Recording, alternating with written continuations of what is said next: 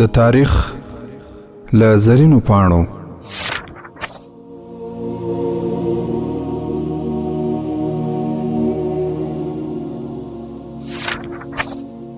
د اروپا مورخین لیکي د بنو امیه په اسلامی دور کې مسلمانانو یوازې په نیمه پیړۍ کې نیمه نړۍ فتح کړه.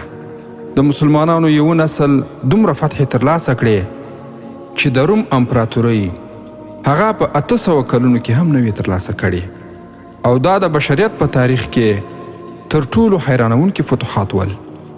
نو ناهیلي کیږئ مه، دا یو ستر حقیقت دی چې رسول الله صلی الله علیه وسلم یو وخت د کفارو له جبر څخه یو غار ته پناه یوړه، خو شاوخوا یوه پیړۍ وروسته له اندلس څخه نیولې تر هند پورې د توحید اذانګې واورېدل شوې، حتی چې اسلامي پوځونه په چین او فرانسه کې هم جنګېدل.